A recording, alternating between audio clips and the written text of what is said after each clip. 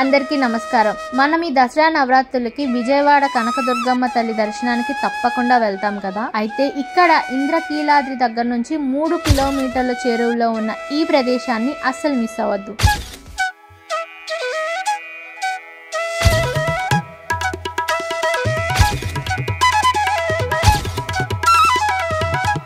అదే ఉండవల్లి కేవ్స్. ఇదేమి పుణ్యక్షేత్రం కాదు, కానీ శ్రీ మహావిష్ణువు అనంత పద్మనాభ స్వామి రూపంలో మనకి ఇక్కడ కనిపిస్తారు. దీని చరిత్ర చూసుకుంటే ఇది ఆంధ్రప్రదేశ్ లో గుంటూరు జిల్లాలో తాడేపల్లి మండలంలో ఉన్న ఉండవల్లి గ్రామంలో ఉంది. ఈ గృహలు ఎందుకంత ప్రత్యేకం అంటే ఈ గృహల్ని ఒకే రాయి మీద చెక్కినట్లు కనిపిస్తాయి. ఈ గృహలు 4 నుంచి 5 శతాబ్దాల మధ్య నుండి ఉంది. వీటి నిర్మాణంపై గుప్త శైలిని కూడా రాసి ఉంటుంది. అంటే ఆ లాంగ్వేజ్ అప్పట్లో ఉండే శైలిలు మారిపోతూ ఉంటాయి కదా, అప్పుడు వాడే గుప్త శైలిలో రాతలు కనిపిస్తూ ఉంటాయి మనకి. ఈ గృహలు విష్ణుకుండిన మహారాజుల పాలన సమయం నుండి కూడా ఉన్నాయి. మొదటిగా జైన గృహంగా పిలువబడింది. ఆ తర్వాత బౌద్ధులు కూడా దీన్ని ఉపయోగించుకోవడం జరిగింది. తర్వాత ఇది హిందూ దేవతలకు అంకితం చేయబడింది. ముఖ్యంగా విష్ణువు, శివ, బ్రహ్మ మొదలైన మూర్తులున్న ప్రదేశం ఇది.